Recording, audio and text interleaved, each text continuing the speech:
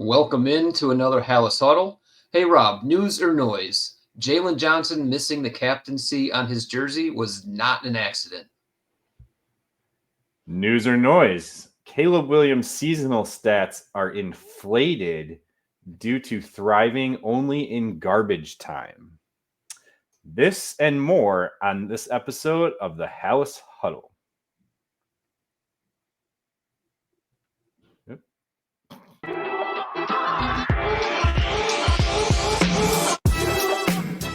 Welcome to another episode of the Hallis Huddle Podcast. Here are your hosts. The middle with the 15 to the 20, breaks free of the 25 to the 30, to the outside, 40, midfield, 40, 30 of the coast, 20, 15, Hester 5, touchdown Bears! What is up, Hallis Huddlers? Huddle up. Okay. One of these days, I'll be able to afford a producer for the show, so I don't have to do those things and click wrong buttons. Hopefully, hopefully no one caught it. But guess what? It was just an ad. So look, hey, if you saw the link to our show for our sign-up page, not a big deal. Not a big deal. I think the people understand. Big promotion here, though, this week. Just released, actually, this week. FOCO, friend of the show, a little bit of a partnering here. FOCO is releasing an NFL rookie series that they're doing with their bobbleheads. And this past week, that player was Rome Odunze. This is going to be a 1 of 124 item, right? So there's only going to be 124 of these available. If you want this, would make a great Christmas gift if you go ahead and get this ordered right away. We are getting pretty close to Christmas here, recording on the 18th. I don't know if you'll be able to get it in time, but, we celebrate Christmas sometimes after Christmas with people. So, heck, you just get it and give it to someone after the fact. A gift, Bears-themed gift is always good for a Bears fan. It doesn't have to be Christmas. Exactly. So, yeah, check this out. You can go over to their website. I'll have the link in the details of the episode, but just so you know, FOCO is the leading manufacturer of sports and entertainment merchandise, celebrating more than 20 years in the industry. They're partnered with licensed major sports leagues, including the NFL, MLB, NBA, NHL, NASCAR, MLS, a bunch of stuff over there, even including things like Nickelodeon, Peanuts, and WWE. So check that out. They have a ton of great stuff. I personally have items from them. I love their memorabilia, some like one-of-the-kind things like the rookie series here with Rome Odunze. And he's having a good year too. So this is I think he's projecting him like progressing and is going to look good here in a Bears uniform. So this is definitely the type of player to get. Someone who's not going to turn into a bust that you just, throw away in the garbage. So check it out. Again, link will be in the description of the page of the episode, and head on over and get one of those before they sell out. All right. So getting into Bears news, actually, should we just address the game at all? The Bears did play on Monday night. I swear that they were on the field. Hey, I'll let you, like, the final score looks really bad, but it was only 13. They were only down 13 going into the second half. So, yeah, whatever. The Bears suck. The Bears aren't anybody else in the North. That's really all we really need to say about that, right? I will say, because we are going to talk a little bit about it, but Caleb Williams had a bad game. It wasn't his best. It wasn't his best. It was probably one of his worst games since the New England game. He left stuff out on the field. He was getting hit like crazy. Was not getting the ball out. Shockingly, though, he was 11 for 11 against the blitz. I guess they didn't blitz on third down. I think what it is if he wasn't getting completions, he was taking sacks. Got it. Whatever. Another ugly game. Another ugly game. And that's really all to say about that. But so get into the news and noise a little bit. A little bit of something that came out of that ugly game. was Jaylen Johnson not having a captaincy on his jersey. So this is some talk that I had heard on the radio all week about this. So Rob, Jaylon Johnson missing the captaincy on his jersey was no accident. News or noise? So I was shocked to see this on our little outline that we put together for the show. It wasn't something that was originally there. I came in, I signed in, and I was like, wait, this is a thing? This is a thing? Yeah, so I mean, obviously you didn't see it too much on social media. I don't spend too much time on social media anymore, but I'm telling you, people were fired up about this on the radio. Here's the thing. It probably was on social media. I was in department meetings all day today at work. Very busy time of year, end of year, getting budgets out. So guess what? I did not get on social media a lot today. So there's a good chance that I missed it. So good. We should get a nice big raw reaction from you here then. So what do you think? Yeah, I clearly I think it's noise. I know, right? I saw the interaction that they had in the locker room interview with Jaylon Johnson, because he didn't even know. He was very caught off guard. I think it was Courtney Cronin who brought it to his attention from ESPN, and his reaction was a little priceless, to be honest. It was a funny reaction, and he's shouting out Little T. They call him Little T. Their equipment manager, right? Medlin, been there for forever, trying to get his attention and find out what was going on. I know Thomas Brown addressed it in his post-game press conference, saying that no, that was an oversight. He is still a captain. I think right there tells you it's noise. There's a lot. Look, you said it. The Bears suck. So what are we doing right now? We're tearing them apart piece by piece by piece. Yeah. There's a lot of conspiracies going on right now, and I don't know what to believe, but I'm going to assume that was just an honest mistake. I'm going to say noise too, and I don't want to feed the conspiracy theorists, but basically the conspiracy is that George McCaskey is unhappy with Jaylen Johnson because he's the one who vocally went after the coach after the Lions game, basically forcing his hand to fire the coach. And then the next week, there was a couple business decisions against the 49ers that Jaylon Johnson had made. And so it was just, this guy cannot be the leader of our team, and that's George McCaskey doing that. Now, if that's the conspiracy theory, that also feeds into complete dysfunction of this organization, that you have an owner somehow going around the GM and around the head coach directly to Tony Medlin saying, don't put the C on this guy's jersey. And then Thomas Brown, like, figuring out afterwards that it happened. Like, obviously it's noise.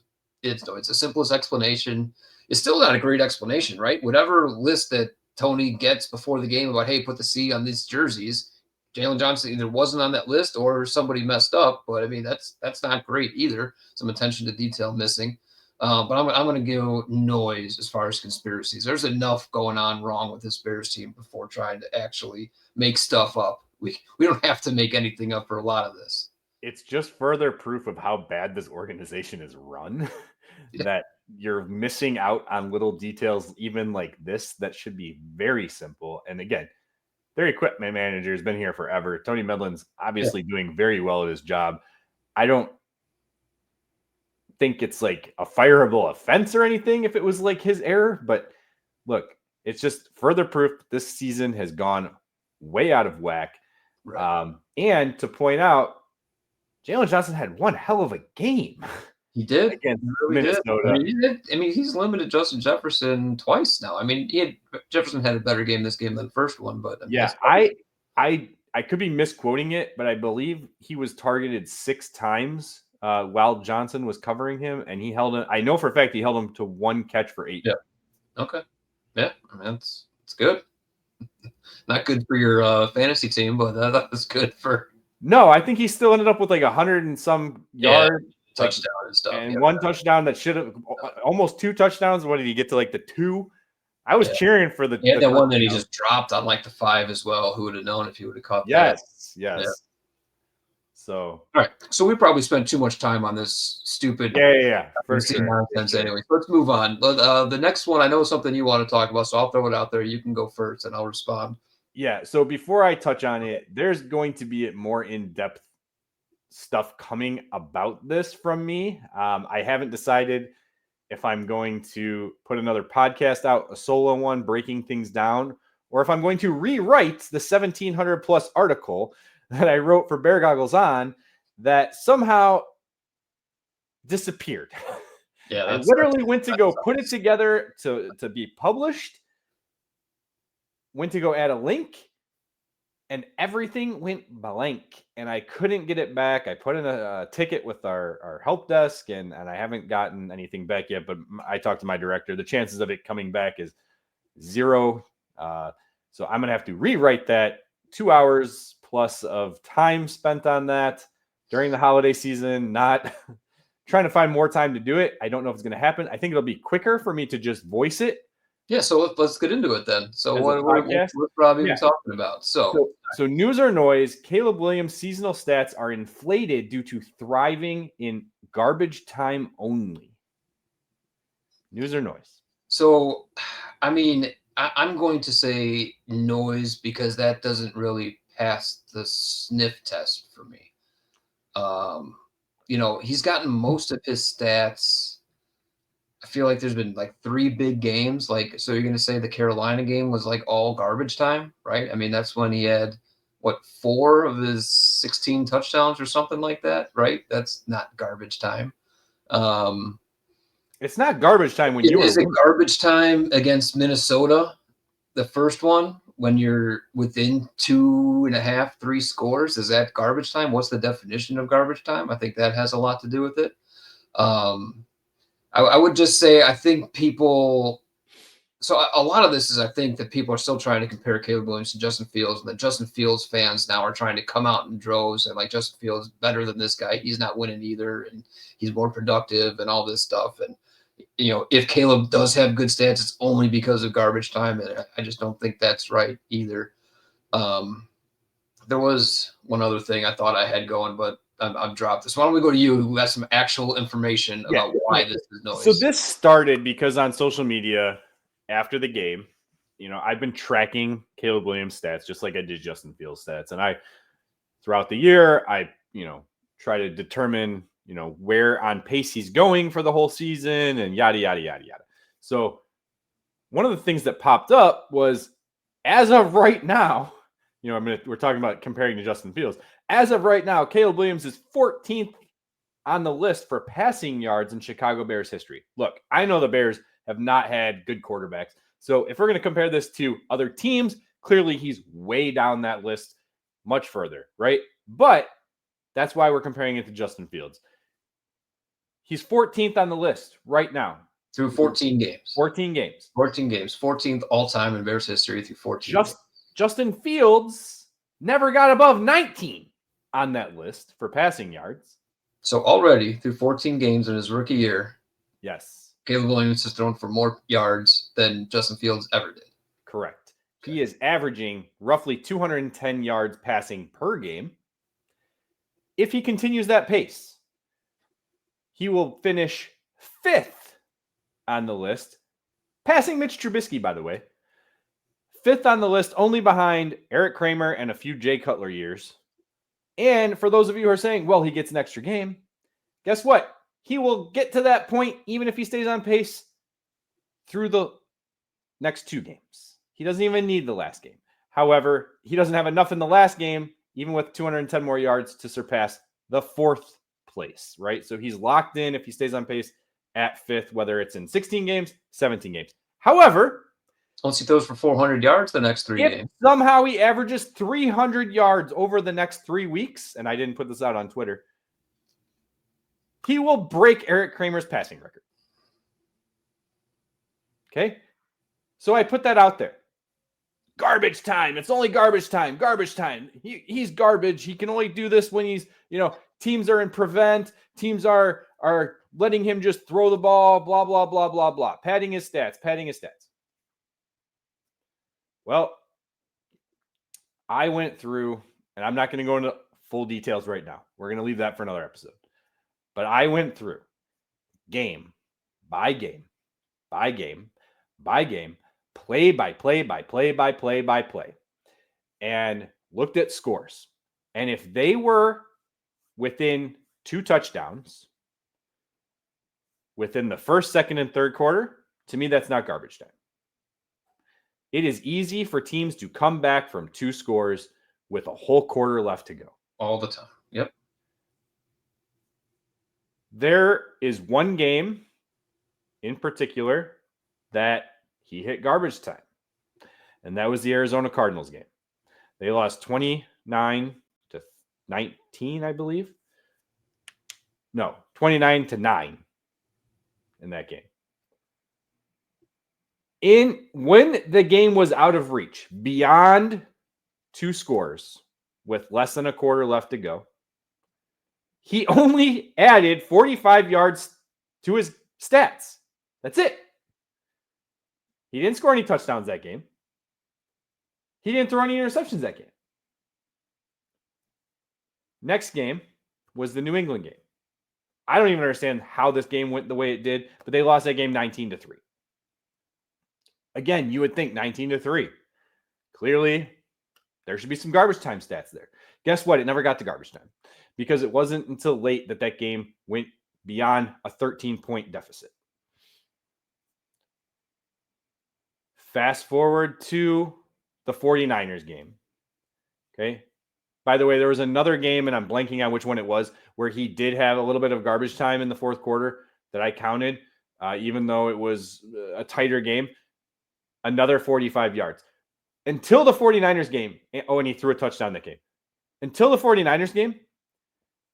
It might be the Minnesota one because they came down from 18 at one point. You know what? It might be. It might be. Because it was 11 in the last 40 seconds or whatever. But before that, it might have been 18 or 19. It might have been. But again, once you got to that point where right, so it's only that score, then the garbage time goes away, right? So I do think that might have been the Minnesota game, the first one, not this one, not the Monday night game. So anyway, it was another 45 yards. He had 90 yards total of added stats to his seasonal stats and 1 touchdown out of the currently 17 that he has. Yeah. Now you get to the 49ers game. There's garbage time there, right? Mm-hmm. I think the whole fourth quarter was considered a garbage time. Prior to that, it might have been a few minutes, like the last drive maybe of the third quarter I also included because I think they were down 27-10 at that point. Yeah. It looks like Williams definitely had a garbage time touchdown in that 49ers game. No, he had 2. 31, he had 2 in that game. You count both of those. Well, it goes to 24. Nothing. He had 2 in that game. And then 30. And he gained roughly another 100 to 120 yards. So we're talking 200-ish yards, right? And 3 touchdowns in garbage time stats. What are we talking about here? Yeah, it doesn't make a whole lot of sense. So there's a couple of ways I will respond to that. One, I think that you could argue that basically every minute of a Bears game is garbage time because the Bears are garbage. So there's kind of if you want to go that route, I can't defend it. I can argue with that. But the more serious than semantics argument would be like, it might not be garbage time, but it's certainly the time of the game where you have to lean more towards your pass, right? And so I would push back on that being, so then what you're saying is when you're forcing your quarterback to have to pass, he's excelling. The other team knows he's going to pass. You're forcing him to pass, and he's excelling. Like, I don't think that that's a knock on him at all. How many times does Justin Fields have to be in passing situations in the fourth quarter, not garbage time, but just know you have to move the ball down the field passing and just be completely incapable of doing it? I know there were some talent issues at wide receivers, some drops notwithstanding, which we defended on the show countless times. But it's not the same thing. It's just not. No, it's not even close. And people are talking about the attempts, right? Which also coincides with what you're saying. Like, well, he has 100 more attempts. Here's the thing. That tells me one, and this is the same staff for the most part. That tells me one, they trust him to throw the ball more. Correct. And also, he trusts himself to throw the ball more. If you're calling passing plays, but Justin Fields is running, which again, hey, guess what? a lot of rushing stats that he had came against prevent type defenses too, right? Where they're not trying to, get to the quarterback. They're letting it go, where he's got more gap to run, but he's pulling down the ball and running Right. instead of throwing the ball. So that's taking his attempts away. Caleb Williams is attempting passes the way that the NFL attempts passes. Something we've been asking for even during the Mitch Trubisky time. That he takes 12 passes in a game. What are you doing? Throw the ball. Like, how many times did we say these things? It's so frustrating.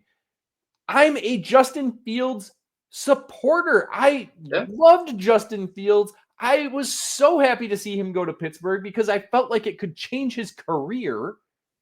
And I want to see him succeed. So the Justin Fields truthers that are out there trying to come at me, stop. This is just facts. And I said it before they drafted him. I'm going to still say it because it's true. Caleb Williams is a better passing quarterback than Justin Fields. And he's leaving stuff on the field too. Why? Because he's a rookie. He's a rookie. So I will say it's because we hope it's because it's a rookie. Sure. We'll find out. We will. But his rookie season is better than Caleb, not stats wise, but in certain ways, right? So, for example, if you want to do quarterback rating, he's got a better quarterback rating this year than Andrew Luck did his rookie season. He's got a better quarterback rating than I'm almost positive Josh Allen in his rookie season, right? Now, Josh Allen was just flat out bad his rookie year. Jaden Daniels is having a really good year. Caleb Williams has 100 less passing yards than Jaden Daniels.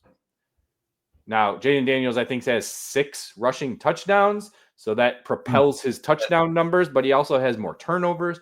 Bo Nix in the same category has more turnovers. He's got Caleb Williams has a 3-to-1 touchdown interception ratio. He hasn't thrown an interception since week 5 of the NFL season. And that's the type of stat that, that is like consistent, predictable, and projectable for the future. Yes. Like if you have that propensity to limit your turnovers and have that high TD to interception ratio, that's something that generally sticks with you throughout your career. Yeah. Yeah. So it's frustrating. It's not garbage time. But again, I'm going to break it down even further. I don't know where. It'll either be an episode on here by myself, or it'll be in an article that I will promote elsewhere for Bear Goggles On. So check those out. If you have nothing else, let's move on to the last one, and we'll try to do this quick. Why don't we hop in a break? Because this one might take a little longer. Okay, that's a good idea. We usually try to get all of news and noise in first. We have one more news and noise. Let's take a quick break. Before you do, hit the subscribe button. Okay. We have more giveaways coming in the future. I am still trying to get in touch with the guy that we gave it to last week. Tim Dog, I think it was one of those. Tim Dog 420. Come on, Tim Dog. Still trying to get in touch with him. If I can't get in touch with him soon, we're going to have to redraw. So if you happen to subscribe and he doesn't claim it, then you got a chance. So hit that subscribe button, hit the like button, and leave comments. We love comments. So tell me I'm wrong. Tell me it's all garbage time. And until then, enjoy these ads, and we'll be back.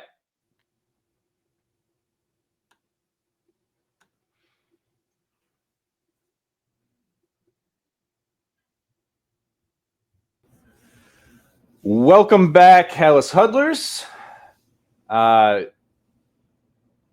mentioned it briefly in the beginning because I made a production error. But if you are looking to make bets on the Chicago Bears or any NFL game, other sports that you are looking to add a sports book to, if you're in Missouri and you're getting ready to, like my cousins who are getting ready to take advantage here in a couple weeks of sports books opening up, sports betting has become illegal in Missouri in 2025. Head over to our sign-up page, signupexpert.com/huddle. Put in your state, and you will find all of the sports books that are in your area. It'll have all the sign-up offers. You can find all the best odds. It's the best way to take advantage and make sure you are getting the best bets out there. Once again, signupexpert.com/huddle. Make a deposit, support the show. Hurrah. Also, again, if you didn't hit it yet, hit that subscribe button. We're just trying to build the show up. The bigger we get, the more stuff we get to give away. There you go. All right, we have one more news or noise to get to. The Chicago Bears are setting themselves up to fail regarding the head coach hire and GM situation. News or noise?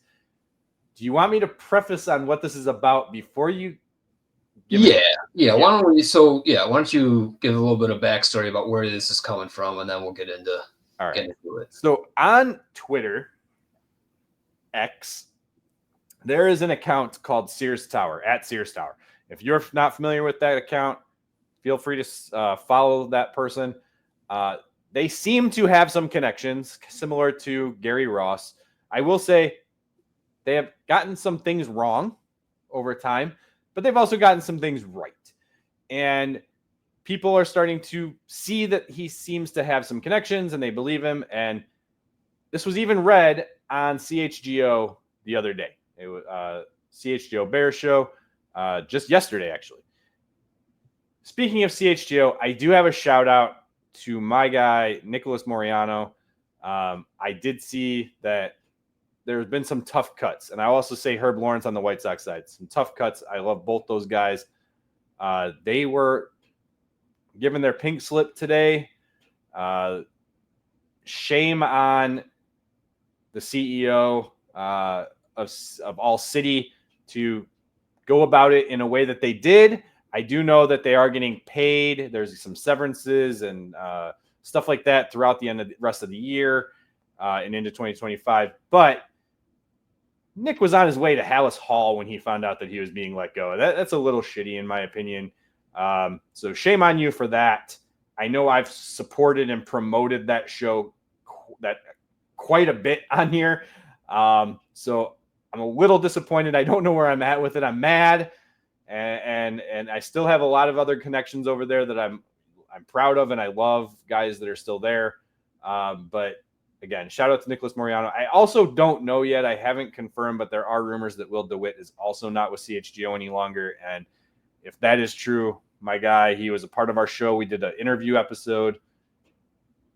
Apologies, happy holidays. The timing sucks. But these guys are true professionals. They do a very good job with what they do. They deserve to be there.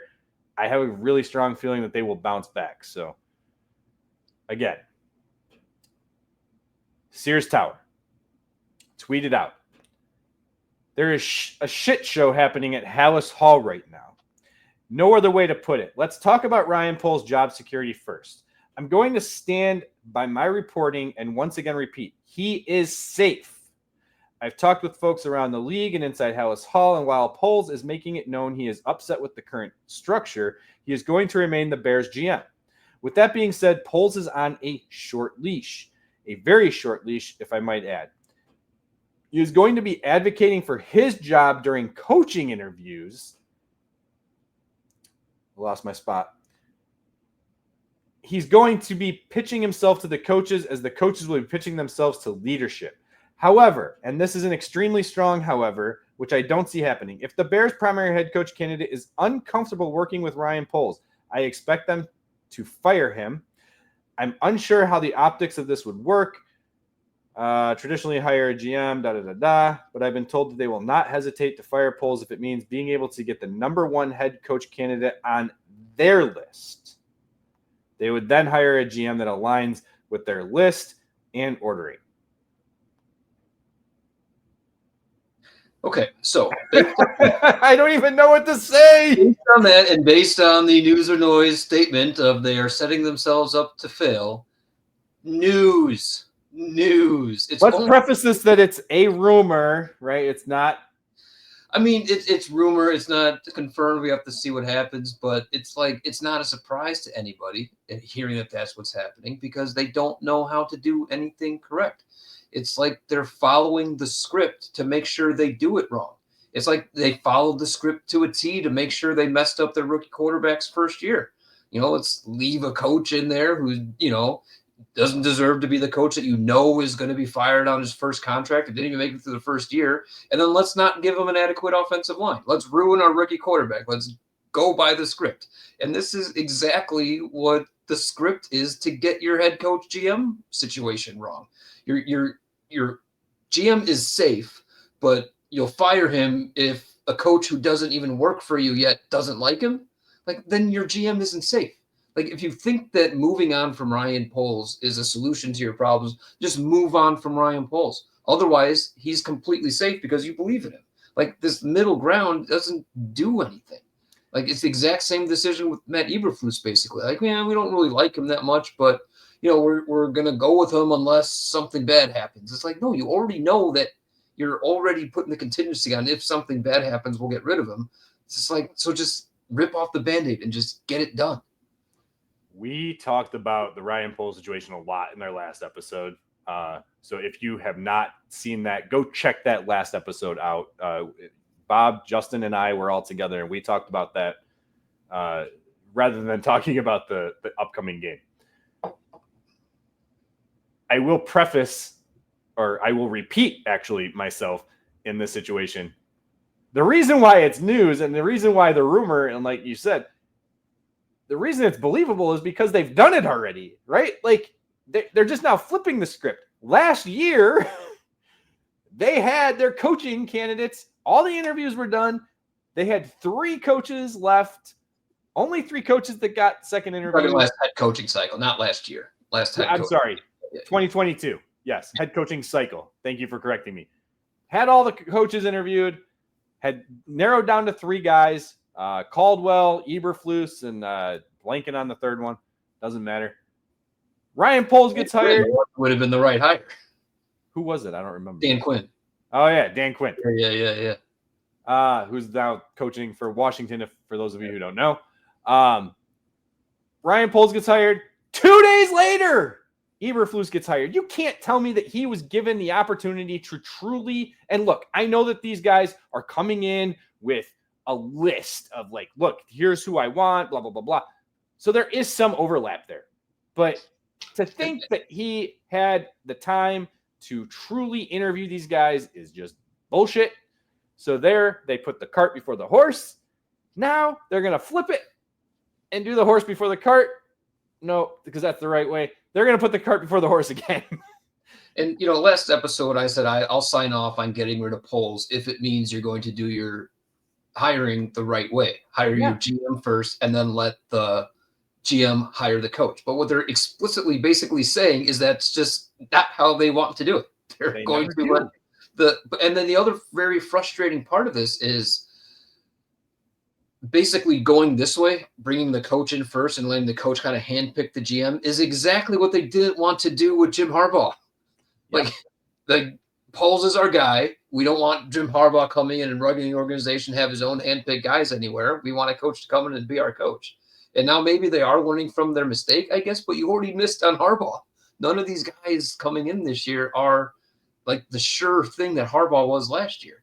So again, good. Maybe if they're learning from their mistakes and like, hey, there's a guy who comes in that has the gravitas to demand who the GM should be. We should. And maybe Kevin Warren is the difference maker here. I guess, but you know, he wasn't involved in the coaching or GM hire in 2022, right? So like maybe. So then, who are even the potential head coaching candidates who you would let handpick their GM? I would do it if it's Ben Johnson and Ray Agnew, but again, that to me is like, if you are going to make that decision, don't do it ass backwards. Just let Poles go now, right? Like, don't. Oh, well, okay, Poles, you can stay. Like, no, like, why would you do that? Right, because it's just going to, like, the natural human reaction is Poles is only going to want to talk to candidates who want to keep him.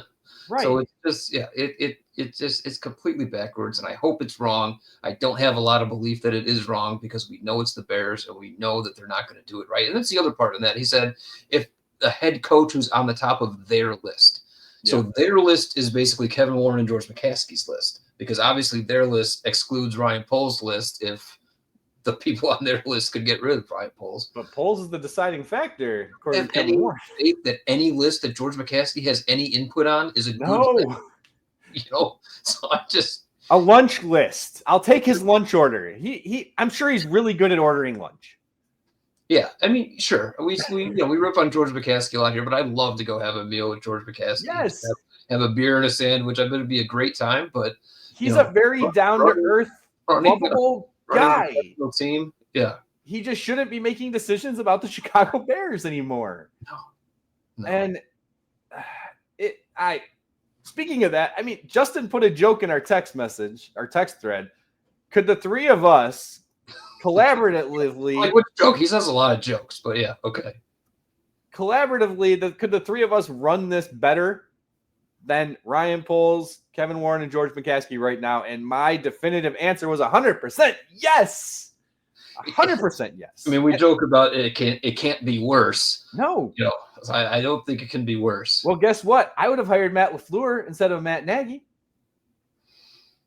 Yeah, so I mean, in that would have been interesting, the three of us, because Nagy was the top of my list. I'll still be honest and humble. Like, Nagy was my guy that offseason. That was the one time the Bears hired my guy, and I was super excited. Coach of the year, first year, everything's looking great, and then it just turns out the guy can't handle pressure. Well, and I will admit, in 2022, 2021 into 2020, I wanted Brian Dable, so that's not looking very good at the Giants. But yeah, I didn't really have a lead candidate that one. I didn't really know. I wasn't very convicted about any of them. Obviously, it looks like O'Connell was the guy you wanted. Yep, wasn't even interviewed by Chicago. Yeah. So, well, speaking of team building. Yeah. Whoever the GM is going to have some decisions to make about this roster. Yeah, and we're going to try to do this as quickly as possible because I know we're running a little bit long here. Preview. And again, we will get way in more depth. Oh yeah, time goes on, because here's the thing: we're going to talk free agency, and as you mentioned off air, like a lot of these guys aren't going to hit free agency. Yeah, we'll look at the free agent list right now, but some will be franchise. There'll be some surprise cuts and stuff. So this isn't a complete list, but we have a pretty good idea of what the Bears' needs are, and then we just talk about what it looks like. So the top free agents. So real quick, I separated this out for myself for positional needs versus positional wants, because again, and Ryan Poles has said this, and I agree with him, you can't always get everything done in one offseason. I thought this team looked better on paper. There's a lot of holes left. And the problem is the holes that are left are the holes that we were concerned with going into the season. For the last couple of years, there's still a problem, and it's the offensive line. So center has to be on this list, especially because Coleman Shelton is going to be a free agent. Yeah, they need a legitimate NFL starter at center. Yeah, and to be honest, I feel like Coleman Shelton's not having a horrible year. He's not been great. He's not been bad. He just gets embarrassed too many times for my life. However, could he look better if he had better guards next to him? Maybe. But look, the Rams let him go for a reason. Okay? So, if Sean McVay didn't want him to stick around, he's not worth keeping here. So center is the big need, right? Interior offensive line. Tevin Jenkins is going to be a free agent. Are you planning on bringing him back with all the injury history that he has? Look, if he was healthy, he'd be getting a $20 million+ contract. He's not. He hasn't been, can't stay healthy, gets hurt every game. You have a right guard issue. Nate Davis, who you brought in, paid 3 years worth of salary to. He's gone, right? Luckily, it's only a $2 million dead cap, but he's gone. So now you need a right guard. You need a left guard, a right guard, and a center. And guess what? You need a left tackle, but because of the situation, you kind of have to put that on the want list for me. Yeah, because you can't have 4 new people next to Darnell Wright. And I'd love Braxton Jones to be your swing tackle. To your part, it's hard to make all 4 moves in one offseason. If you were able to upgrade in 4 places, then great. So originally I was going to push back on left tackle being a want and not a need. But if you properly address the interior offensive line, then maybe another year of Braxton Jones being a below average NFL starter is good enough. Maybe. But to your point, if you can upgrade it, a tackle falls to you in the draft. Yeah, the draft, there appears to be one, it's not a Joe Alt level left tackle. There appears to be one, plug and play left tackle in the top, 10 or whatever. Yeah. So I forget if it's LSU or Texas, but one of those have a. Both of them are the guys. The problem with the LSU guy is Will Campbell. He's the guy who's probably most likely a guard, right? They're projecting that his arm length is 33 inches. To me, if it's 33 plus, you can keep him at left tackle. If it's 33 or less, he's got to be a guard. The other one is Banks out of Texas again, but he's a shorter guy. He's 6'4". So I don't know what the arm length is on him. Okay. We'll dive more into that in another episode, though. Right. Okay. Defensive end is a need. Montez Sweat finally showed up. He's got to start finishing some plays, though. He's at least like looking like he could make some impact plays, and then he's just letting. But this is the first game he was noticeable. He was the first game he was noticeable to me. And guess what? That sack counted. I'm sorry, he wasn't fucking offsides. If he was offsides, then Greenard was offsides 2 plays in a row that I watched him just beat the snap like crazy. I didn't care for that roughing the passer penalty either on Tariq Stevenson's interception, pass interference. Oh yeah. Like it was like a step and a half and shoulder to shoulder. I mean that wasn't. I didn't mind that one. I mean the hit that Caleb Williams took, where he was then on the sideline, where now people are saying he doesn't have the right mannerisms on the sideline. Doing body language police again.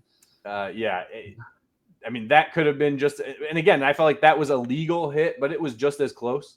Yeah.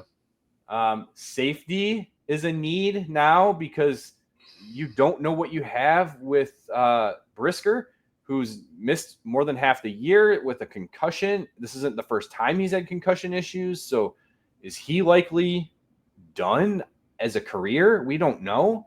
But you got to have an insurance policy. You got to upgrade over. Jonathan Owens he's doing his best. I'm not, criticizing anything more than that. But he's just not an NFL starter. No, not. No. I put tight end 3 needs to be a need. Look, you have Cole Kmet here. Gerald Everett's still going to be under contract, but you need a legit mauler as a tight end, just a big body. I thought Lewis could still do it. He hasn't been. So I'm moving on from him, bringing your age of the team down probably by about 5 years because of his age as the oldest player in the NFL. Yeah, so I'm not suggesting we don't need, another tight end. I wouldn't necessarily call it a priority in the way these other positions that we talked about are. Sure, but you also have to think too, like a tight end 3 as a need. That's easier to find in free agency. Late round picks in the draft, right? Where like you're not going to find these diamonds in the rough at the positions that like really matter that are actually going to be starting. So I feel like putting it on the need list is okay because it's not pulling from other resources. But I understand your point to that. Yeah. You added one here that I completely overlooked, so I'll let you talk this one. Yeah, it's running back. I mean, I like DeAndre Swift, but he's just not. He's not an every down running back. He's an electrifying player. I don't necessarily think he's overpaid, but I mean, you guys saw what happened on some of those 4th down runs. He's not an impose your will type running back. So somebody's got to be the thunder to his lightning. And Roschon Johnson is like we've talked earlier this season about how they are perfect complements, right? But I mean, they always talk about the best ability is availability, and Roschon Johnson just that's just what his career has been so far, just not being reliable enough to get on the field. And Bears could have used him this past week, and the game might have been closer just if you had an adequate running back to go in and say, get me a yard and a half, and you got a running back that you believe can go get it. And the Bears just don't have that dependable guy right now. Yeah, him and Jaquan Brisker are kind of in that same boat with these concussions. Not looking good. Both of them have been on IR for multiple concussions over the last few years, and it's sad to see. I don't know who their neurologist is, but hopefully they can get things corrected. 2 other positions that I put on my want list. You tell me if they're wants or needs for you. Corner. After what we've seen with Tyreek Stevenson this year, the mental lapses, the immaturity, watching him get that interception, which. I don't care too much that they lost yardage because it was a 4th down and whatever. But then doing the skull crap, like you were down at that point by, I think, 10, 13 points. Like, so Tyreek Stevenson, he's been bad, first of all, just from a production standpoint. And you have all this other stuff going on. So I understand wanting to have a better cornerback this year. But it's almost kind of the way I felt about Jaquan Brisker after his first couple of years in the league. It's like he's not making enough impact for the way he comports himself, the way he carries himself, but you're also just kind of stuck with him. he was your second round pick. He's on the third year of his rookie deal. Like he's your cornerback.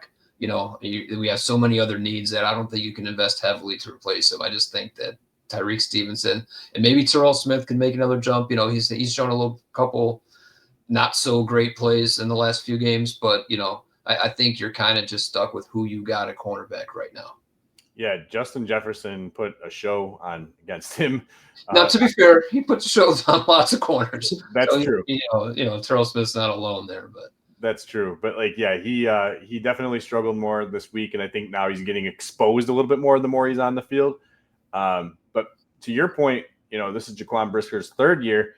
Could Tyreek Stevenson look before the injury? Jaquan Brisker was playing great. Yeah, and I've been critical of Jaquan Brisker. I was praising him. I've said his injury is even more impactful than Billings. People tend to forget how important starting positions can be. Mm-hmm. Having Andrew Billings gone, which they weren't doing well against the run to begin with, but now he's gone and their run game just gets gashed. And not having Jaquan Brisker affects your run game too, because he's more of your box safety. And with those two guys gone for more than half the year, the defense has taken a downward spiral. So there is some correlation, maybe not causation, but correlation that does play a part here with those two guys going down. But speaking of Billings, I think defensive tackle definitely also needs to be addressed.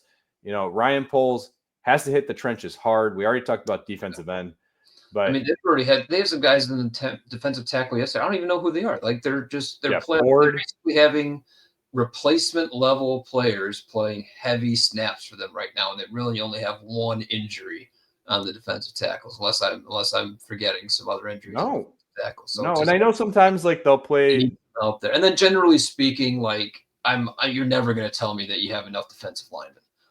Always add talent to the defensive line when you can. Right. And I'm a huge Jervon Dexter fan. I think people forget too, Jervon Dexter was actually ranked higher as a high school prospect, he was recruit, than Jalen Carter. So again, there's that Jalen Carter connection there. He was ranked higher than Jalen Carter going into college. Played for a college system that required him to be more against the run, was more raw than Jalen Carter too. And now that he's learning the pass rush stuff, I'm excited about Jervon Dexter, but you got to have him play even better with some better players next to him. Exactly. Exactly. All kind of grow together. Is there any positions that we didn't talk about that you feel like need to be addressed? Is linebacker? I think we're okay at linebacker. We're okay at quarterback. We're okay at wide receiver. We could probably use maybe a veteran wide receiver, 4 or 5, but whatever.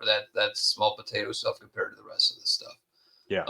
But it's the trenches, offensive and defensive line, safety, and running back. Those are the kind of the big areas where I think you really could make some impact moves that will help directly impact winning.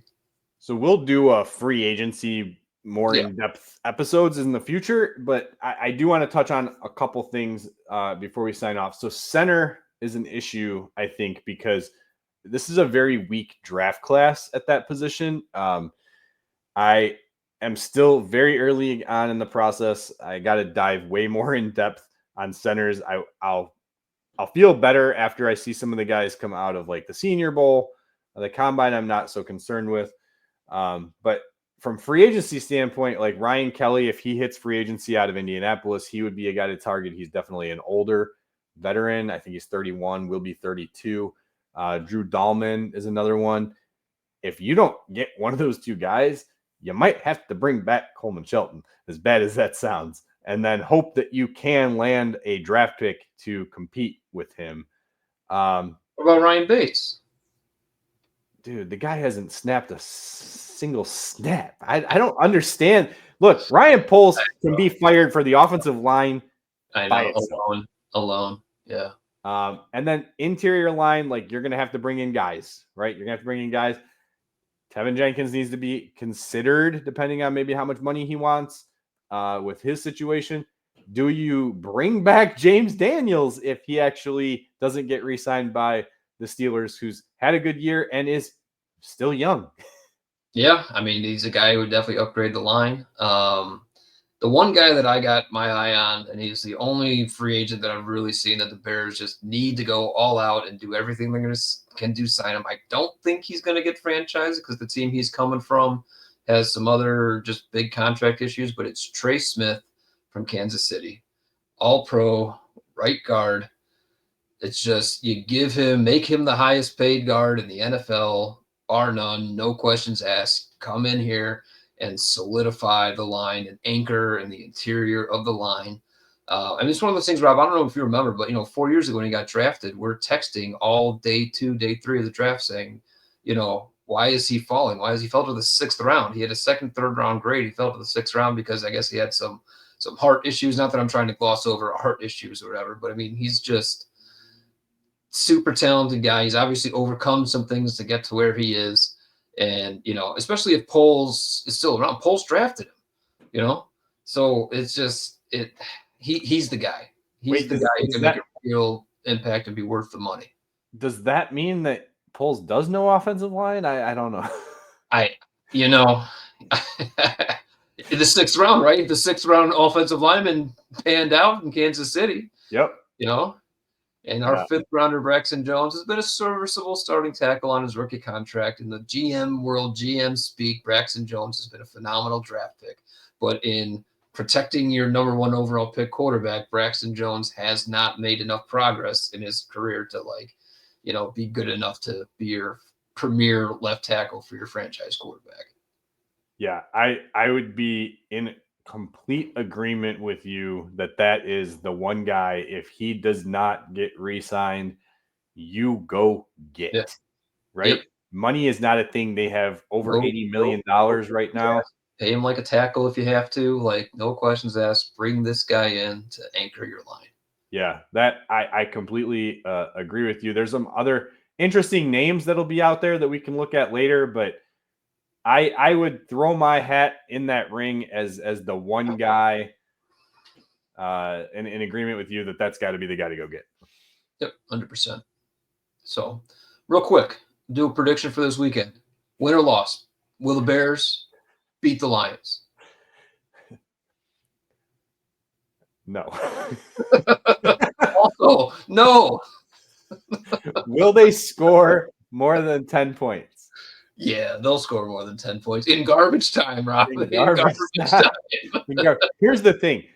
It was a 23-20 loss to Detroit on Thanksgiving. That is not happening this game. Yeah, it's very different situations. Yeah, we just saw them go toe-to-toe with Buffalo and lose. They are going to dominate this game. It's a point where this game is just so much more important for Detroit than the Bears, too. They need that. There's only one home field advantage. They have to show up. They have to win. They have to play with urgency. And the Bears are just, we're just trying not to suck. Chicago's going to get one more win. Chicago's going to get one more win. It's going to be It's going to be December 26th against the Seattle Seahawks. Okay. And it's because I chose and you'll be there to ignore my family for Christmas and go to the game. Good for you, Rob. Yes, I will be there with my wife. Oh, so there you go. All right. I will be there with my wife, and we're leaving the kids at home. But we have 50-yard line with United Club access. I could not pass it up. I'm going to see how the other side of the economy lives. There you go. There you go. Perfect. Yeah. Do you have a score prediction? I'm going to say 31 to 16. I mean, I think the halftime score is going to be 31-3. Okay. So let's go. All right. 45, 16. Okay. Yeah. All right. Well, until we meet again, bear down, claws up.